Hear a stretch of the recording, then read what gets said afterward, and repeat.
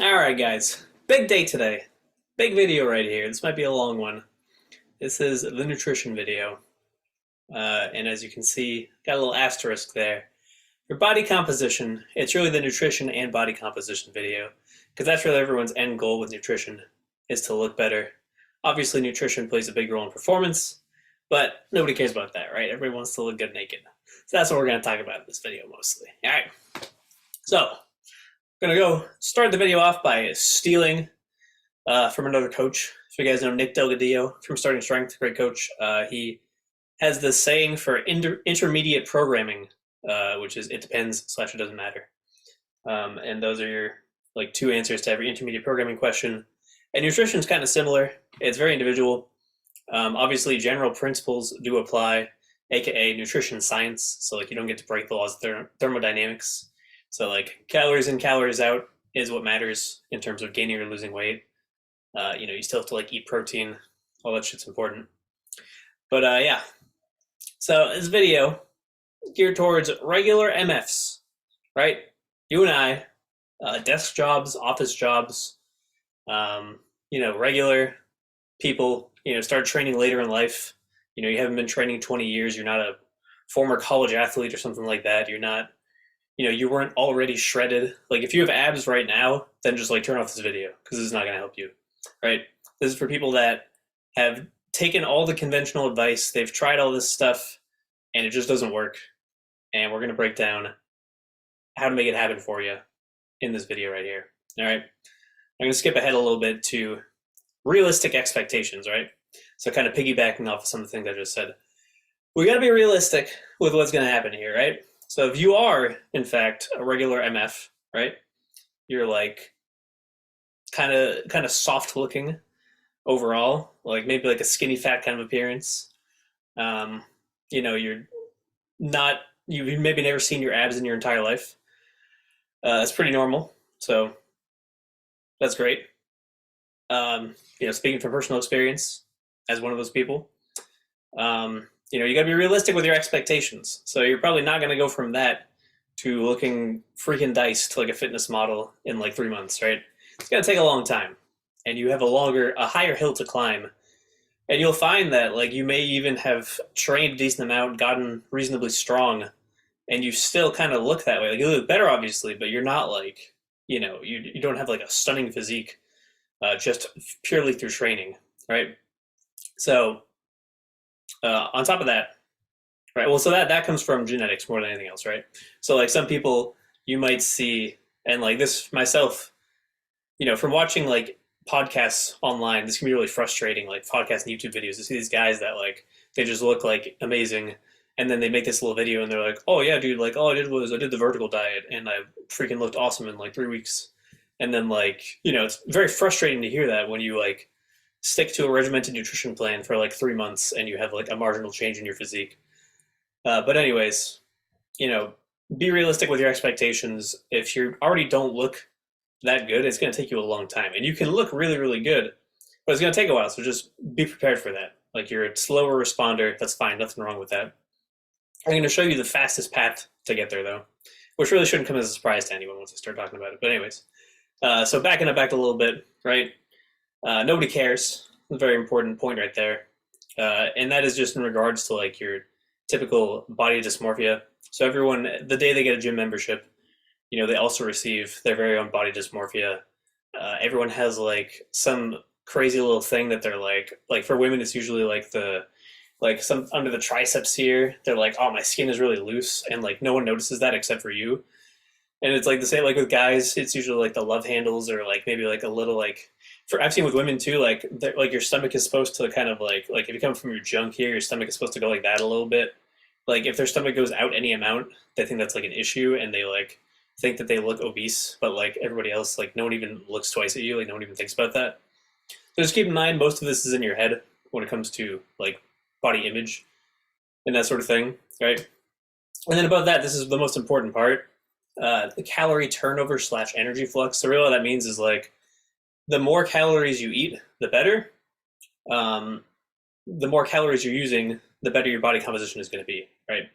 So the best way to get yourself there, to increase your calorie expenditure, to turn over more calories during the day. Give you a hint, it's not going for a run. It's not taking a fat burner pill. It's actually strength training, as it turns out, and getting progressively stronger over time, right? So, performance is key, right? I'm going to highlight this. It's very, very, very important. This is like the crux of this whole video, right? Performance is key. So no matter what, like if you're a guy, for example, and you're not, squatting twice your body weight and pressing body weight, then it's going to be very, very difficult. And these numbers are kind of like arbitrary, right? But like, not arbitrary, but like in that general ballpark, right? You can't be a guy squatting 225 and pressing 95 pounds and expect to like look amazing through a dietary intervention.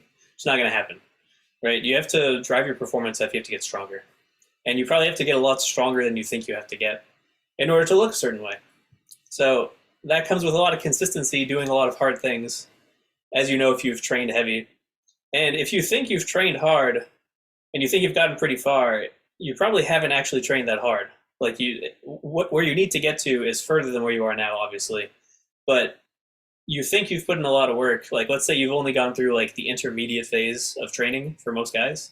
Like, that's not enough to really look impressive as far as your physique, right? You need to go through like middle and late intermediate programming, get up to advanced programming where you're adding weight to the bar once every 4 weeks, not out of laziness, but like out of necessity. Like, you actually can add weight to the bar more frequently than that. So really, you shouldn't expect like crazy physique gains until you've been training a significant amount, training hard. You've gained enough body weight. You're at a body weight that's going to support a good physique, right? So like, you can't be, so I'm 5'7", I'll use my height as an example. You can't be 5'7" and 150 and like, let's say your lifts are advanced, but that's just artificial because you haven't been eating enough, right? So you're not actually an advanced lifter. You just haven't been eating enough and you haven't gone through the NLP.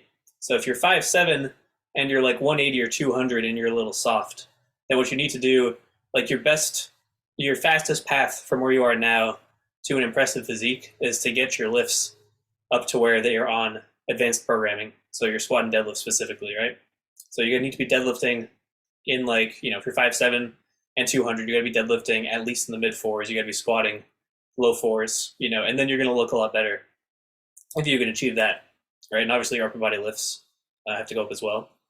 So the best way to do that is to hire a good coach. Obviously, they're going to help you get through those sticking points and help you, get through those plateaus. And just speaking from personal experience too, like, I haven't been training for that long in the grand scheme of things, but I lifted for a long time and just kind of spun my wheels, and I would kind of get to the same spot where I'd get to like, squatting like 315 or 350 or something like that.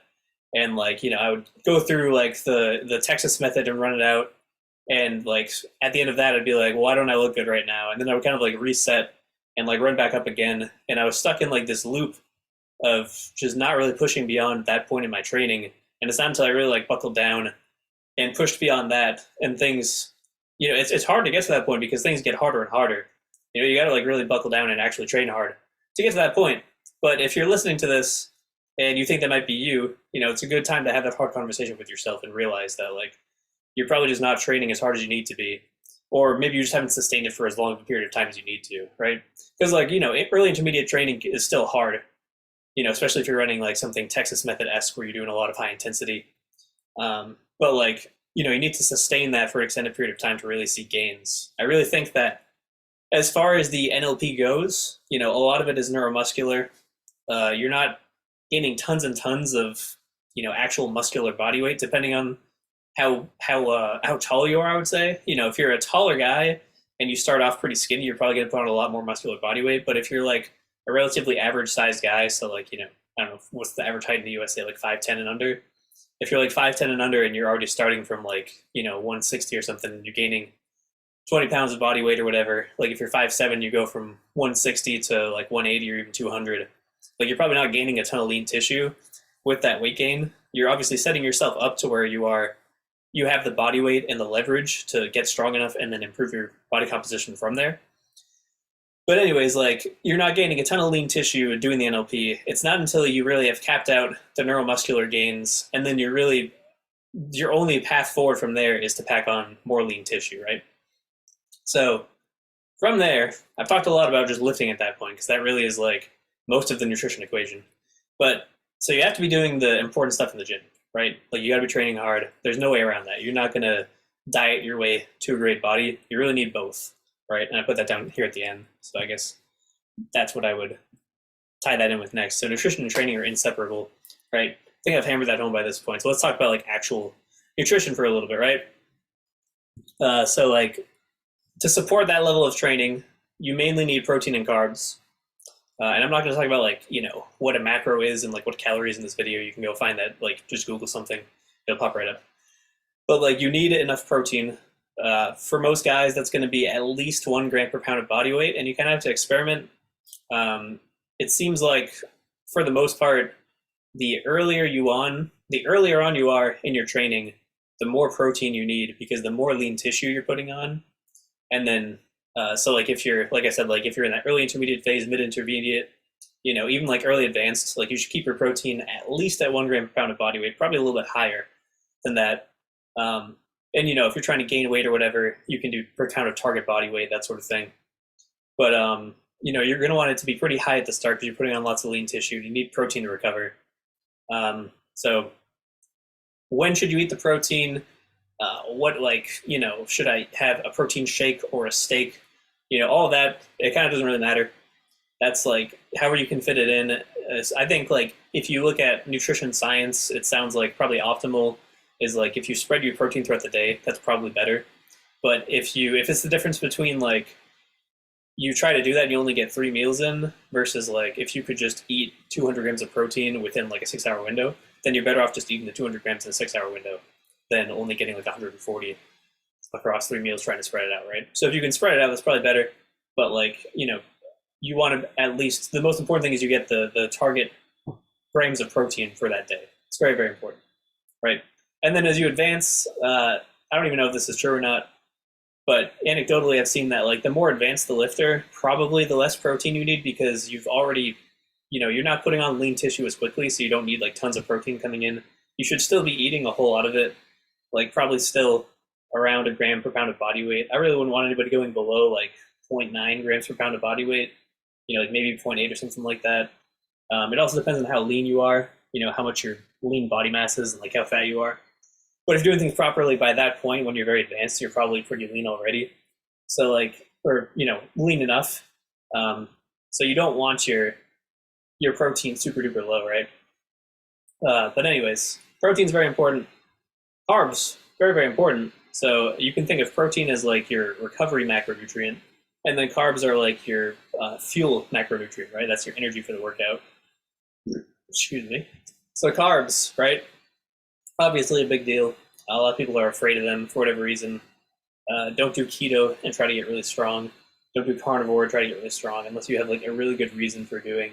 Just in general, don't do like a crazy elimination diet unless you like or you have like a serious like health reason that, you know, kind of pigeonholes you into that, or if you just like are crazy about doing it and you just love like eating keto or something, then you can do that, I guess. But you know, there's going to be drawbacks to doing something like that. So eat your carbs, very important. When should you eat the carbs? It's kind of the same thing. Like ideally, if you eat most of your carbs before and after the workout, that's going to be best. The types of carbs doesn't matter all that much. That kind of like, I mean, it kind of depends actually more so. The type of carbs, you know, so ideally like you want faster digesting carbs before and after the workout. But if you have like, you know, general health concerns, if you're like pre-diabetic, then maybe don't have like Gatorade and white rice, you know, before and after your workout. Like maybe you have to do something like slightly suboptimal and have like whole grains before and after your workout, and that's really not going to make that big of a difference in your performance. Like, it doesn't matter that much. It also depends on like the type of foods that you tolerate well. So if you eat like, let's say some people with oatmeal, they eat it and they get like super bloated. So if you eat oatmeal 2 hours before training, and then you're like running to the bathroom every 10 minutes during the workout, then maybe like don't eat oatmeal 2 hours before you train. Find a different carb that's going to sit better in your stomach and allow you to, you know, train hard and you're not hampering your performance because you can't digest it. And then as far as fats go, it depends on what your goal is. You know, like generally for performance, you don't need any fats other than essential fatty acids, which are the fish oils, EPA and DHA, and then your linoleic omega-6 fatty acids, which you're probably going to get plenty of omega-6 in most American diets. And then you might have to supplement fish oils. Most people do, like even if you eat salmon on a regular basis, I think you have to eat it like every single day in order to get enough fish oils. So you're best off just supplementing that. But yeah, your body can't produce those on their own, so you got to get them externally, and they're good for recovery. Omega-6s are pro-inflammatory, which your body needs to, recover from training. It needs to signal that there is a reason to repair stuff. And the omega-3s are anti-inflammatory, so they balance that out. You don't want like tons of inflammation because then you get achy and you feel like trash. And then you have the anti-inflammatory to balance that out. But yeah, so that's the fats. And then all again, like consider your general health. So if you're, I don't know, if you have like issues with like cholesterol levels or something, talk to your doctor. And if they say like, preferably a specialist, not your general practitioner. Like if the specialist says like, you need more, you need a higher HDL, so you need like more healthy plant fat sources, then like add those in, But like for most guys without general health concerns, you probably don't need to add extra fats into your diet. You're gonna get plenty from what you're doing already, right? All right, so that's basically the general nutrition side of things. Well, that's a basic starting point for macros, right? I might come back to that in a second, but cardio here for fat loss, for body composition, it really depends, right?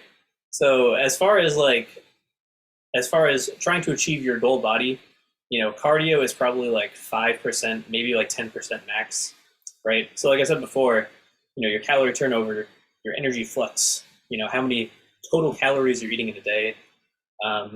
You also can Google that, but I'll explain it briefly because I don't think there's as much information on that. But like basically, the idea is if you are maintaining your body weight on 2,000 calories and you eat 2,000 calories a day versus maintaining on 3,500, eating 3,500 a day, it's always better to have the higher number as maintenance calories, right? So in both those scenarios, you're going to maintain your body weight, right? Whether it's 2,000 and that's your maintenance, or 3,500 and that's your maintenance.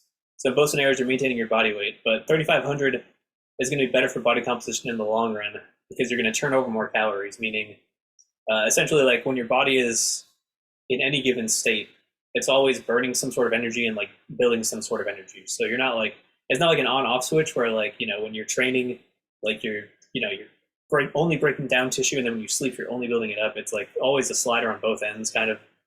So the general idea is like, you're always burning fat to some degree. You're always storing fat to some degree throughout the day. It's not like you do nothing all day and then at the end it's like your body, like a cash register, adds it up and like finds the net profit and then does that. So the higher your total calories, the more you're going to be, burning fat and putting on new tissue and just accelerating that process. So body recomposition, right? If you're staying at the same body weight, the only way to get stronger, well, let me back up a little bit. So if you're staying at the same body weight, right, you can really improve your body composition because in order to get stronger, right? Well, so you're getting stronger through your performance. And in order to supplement that gain in strength, your body needs to build more muscle tissue, right? So you need more muscles to push heavier weights. And if you're not eating a calorie surplus, that energy to create the new muscles has to come from somewhere. So it has to come from your stored body fat.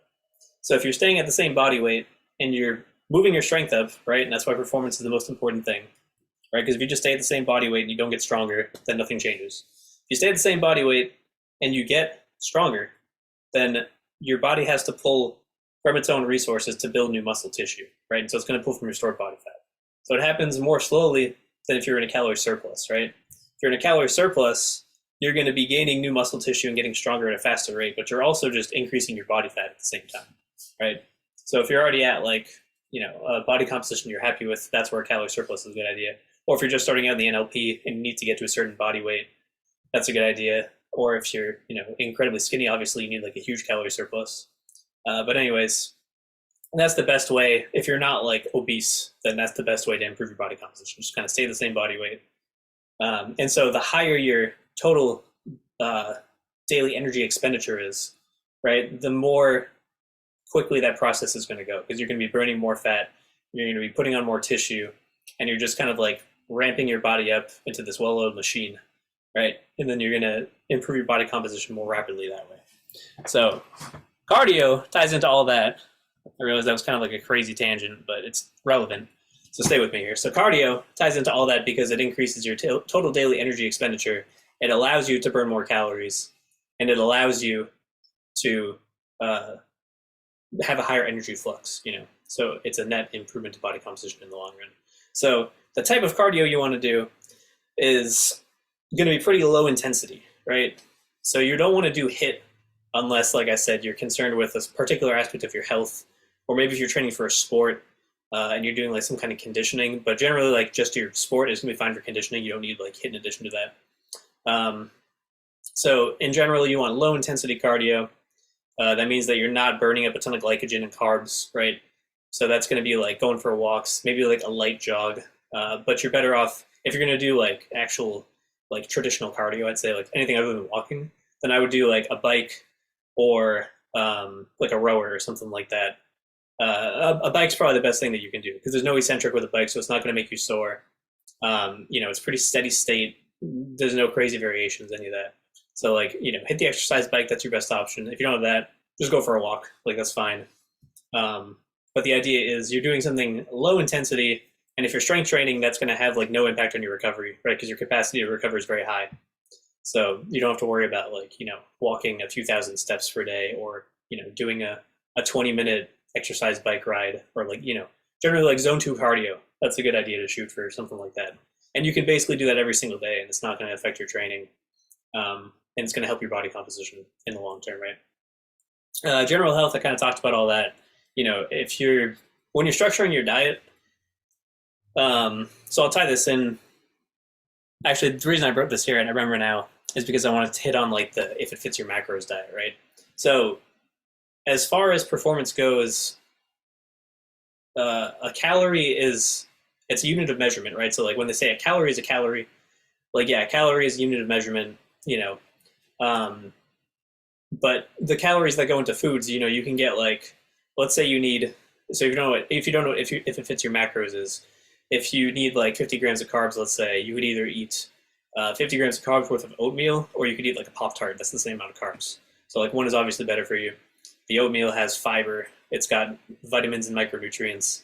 And the Pop-Tart is just like a bunch of sugar, and it might make you feel like shit. So the general idea is that it kind of, on paper, it doesn't matter, but I think it really does matter. I think you should eat foods that are generally healthier because you're going to feel better. That's going to, your mood's going to be better. It's going to cause you to you're going to stay more motivated. You're going to want to go to the gym. You're going to want to continue eating a certain way in your diet too. Like it's very easy to stay disciplined if you're eating healthy foods, and it's very easy to spiral out of control if you start allowing yourself to eat junk food on a regular basis. So if you start eating like McDonald's every day and Pop-Tarts and like sugary cereals and all this stuff, then like I'm not going to name any names, by the way, with sugary cereal. But if you're doing that sort of thing, then like it's not going to be good for your general health. You're going to have like crazy insulin swings, and you're going to be craving all this junk food, and you're going to go off the rails. So it's good to consider your general health with this. Eat whole foods, eat vegetables, eat fruits. Sorry, carnivore people, vegetables are actually good for you. You have to have a really, really good reason, like I said before, to not eat like whole grains, vegetables, and fruits in your diet. And then obviously, like, I feel like animal products are just a given. If you're avoiding animal products, then you have an eating disorder. So get that checked out. That's just baseline. That's your protein. But yeah, so don't do it if it fits your macros, if you can help it. The younger and more genetically gifted you are, like the more that you can get away with that. But like I said, this video is for regular people. So for you guys and myself, like, you have to eat a healthy diet. Otherwise, you're going to feel like trash. And like, once you hit like the age of 35, if you eat like McDonald's the day before, it's like a 2-day hangover, right? So keep your diet good. Don't do crazy stuff like that, right? As far as how to approach your body composition goals, I like this phrase, there are no solutions, only trade-offs. I think this is like a Thomas Sowell thing or something like that. I don't know. I don't really care. But no solutions, only trade-offs kind of applies to body composition in the sense that there are really 3 paths that you can take at any given time. So there's I can use traditional terms here. There's bulk, cut, and like maintain or main gain, as it's coming to be known as lately. But like, each of those paths is going to get you to the same spot, more or less, right? It's just a matter of how long it's going to take, and where you are right now also matters in that equation, right? So if you're like, let's say you're a skinny fat novice, right? So you're like 5'7", you're 150 pounds, but you're like 30% body fat, but you just look like a regular skinny person in clothes. But you take your shirt off and you're like a soft, sloppy mess, right? Which is pretty normal. So I've been there. Um, the best path for you at that point is honestly to gain weight. Like it sounds crazy until you actually do it and come out the other side, and you're like, I can't believe that worked. But because on paper it's like, well, you're just gonna get fatter, and it's like, yeah, you are gonna accumulate a little bit more body fat by doing that, but you're also gonna put on, you're gonna get to the body weight, like I said, where you need to be long term, right? And so it's a faster path for you to gain weight at the start, so that way you have the leverage to hit some bigger numbers on your NLP, and then you're in a better position once you start doing intermediate programming and then progressing through that programming into advanced as well, right? So that would be an example of like, you could, the conventional wisdom would be like, well, you have a lot of body fat, so you should cut right away. But if you do that, it's just going to take you such a long time to then, increase your calories again, get back up, or you can even stay there and maintain, but like your strength gains are going to come a lot slower. So like all three of those are probably going to get you to the same spot over time, provided that you stay consistent and, you don't quit training. But when you tie the behavioral element of being a human into that, I feel like gaining weight is the best option in order to keep you motivated and keep you coming back to the gym, because at least you have the weight on the bars going up, you're getting stronger, so you don't have the frustration of like, not only are you, like if you cut, for example, you get skinnier, so like, you start to lose body fat, but you start to look skinnier, you look smaller and weaker, and your strength isn't really going up very fast, if at all. Like it's probably, your strength is going up if you're, being coached, or if you know what you're doing to some degree. But it's like, your squat is stalling out at like 150, and you're adding weight to your squat once every 3 weeks, and you're in like the high 100s, and it's just depressing. So like, just don't do that, right? You're better off gaining body weight. You're going to get a little fluffier in the short term, but then from there you can either maintain, or depending on how strong you're able to get, you might be able to cut. And then I guess tying that in as well, I'll add another point here. I didn't have this written down, but like the rate of body weight gain starts to matter a lot. So if you're a novice, like we always say, if you're an underweight, super skinny novice, like if you're 5'7" and you're like 120, you need a gallon of milk a day, right? You need to get your body weight up to like at least 160 as fast as possible, because then you're just going to look like normal, right? Like you just need that to look like a normal human being and to function like a normal human being. Like you're skinny and useless at that body weight. It's unhealthy. It's not good. It's not attractive. So get on a gallon of milk a day.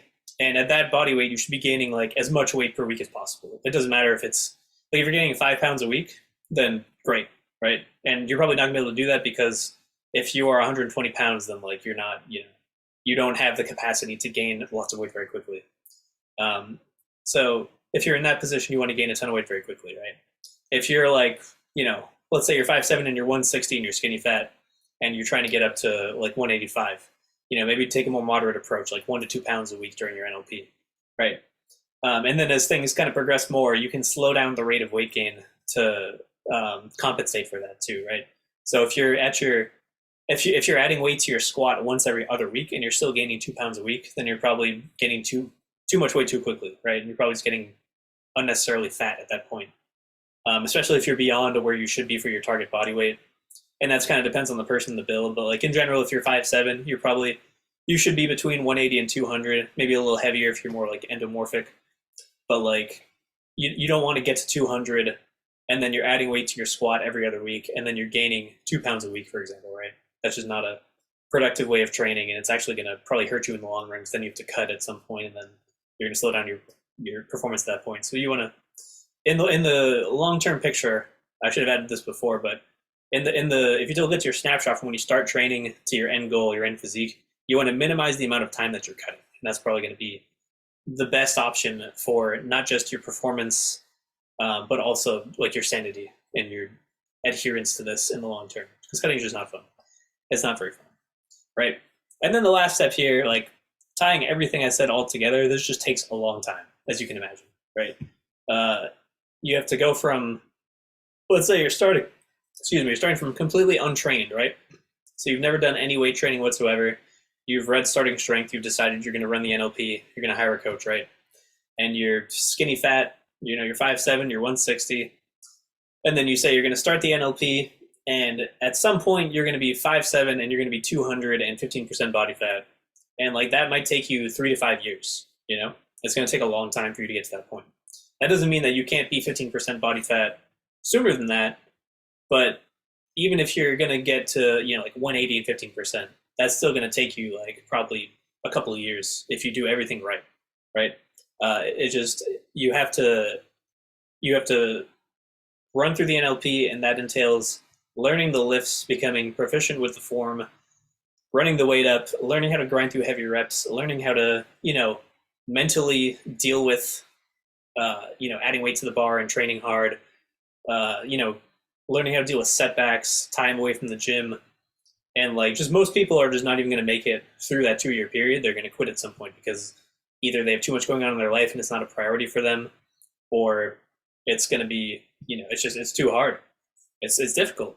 You know, it's not a fun thing if it's not something that you love to do. So there has to be some aspect of training and maybe nutrition too that you really enjoy in order for you to adhere to this long term. And then to piggyback off of what I said in that first point, where you have to make it a priority, that's another thing too. Like a lot of people want, I should have added this in with being realistic, but like most people want a trained, attractive body without actually putting in the work and without doing what that entails, right? So like you need to train at least 3 days a week, probably 4, as you progress further on. So you need to train 3 or 4 days a week. You need to eat a lot of food, plenty of protein, eat clean foods, and you need to do this over like a 2 to 5 year period, right? And so if that's not a priority in your life, then you're not going to do that. If you're like, oh, I just want to do that, you know, a few days a week and then like eat what I want on the weekends and like eat junk food and ice cream and whatnot, then you're just not going to get that end goal, right? So you can improve. I'm not saying that you can't get better. I'm not going to say you can't go from like, you know, here to, instead of here, you might be able to get to here. Like that's good. You're still going to improve. That's great. But don't expect to look like Chris Hemsworth, you know, without sacrificing and making this a priority and really committing to it over a long period of time. And it really, it's simple, and it's not that difficult to adhere to, I would say, if you can establish the habits, but it's difficult to get into those habits in the first place. And there's a lot of conversations you have to have with yourself. There's a lot of short-term concessions and sacrifices you have to make. Like, you know, you can't eat sweets and junk food every night if you're going to do that, you know. You can't, you're going to have to, you know, make time to train, and when that voice in your head says, like, I don't want to go squat today, I'll just save it for next week. Like, you have to go do it that day. You have to get the stress in, otherwise you're going to sabotage your program, and your coach is going to get mad at you. So that's what it takes to get to that point, you know? To summarize all this, I realized this was like a long and winding video, but I'm glad that it was. And I'm happy to answer plenty of questions in the comments, so feel free to ask them down there. But, you know, I didn't really put together too much of a script. I'm glad that I didn't, because I just like it, kind of letting it, you know, flesh out and letting things kind of come to me as the video goes on. But basically, to wrap all this up, the most important things are you have to train hard, you have to eat to support that training, right? So nutrition really, people think of it as like there's like an optimal, you know, nutrition, like you should eat a certain macro plan or meal plan or this and that. And really, like, if your goal is body composition, you know, there's different goals with nutrition, by the way. There's like, you know, you can eat for health, or you can eat for like a certain type of, you know, mostly they're health related, but like some people eat like to reduce diabetes, or some people eat to, you know, prevent heart disease. And I don't do any of that, right? My scope of nutrition is centered around performance. So everything in this video relates to performance and body composition. And when it comes to performance and body composition, the training is the most important thing, right? Above all, like your training has to be there. So if you had to, you have to have both, obviously, to have a good body composition, but like training has to be there. Nutrition has to be there too. But like really, really focus on your training and let your nutrition support the training. So that's the biggest thing, really. Let the nutrition support the training. All the other conventional wisdom applies, you know, eat enough protein, eat enough total calories, that sort of thing. Don't starve yourself. Don't be an idiot. There's nothing there's nothing at this point that anyone hasn't thought of. Like, if it worked really great and there was like a magic pill, it would have been done by now. Like, there's no shortcut. It's going to take a long time. You just have to put in the work, buckle down, and then you're going to see progress very slowly over time. And then when you look at the aggregate of those, consistent habits over time, you're going to see a big change in your physique. So yeah, best of luck. If anything's confusing, which it probably was, then leave a comment. I'll answer that in the comments. But yeah, see you guys later.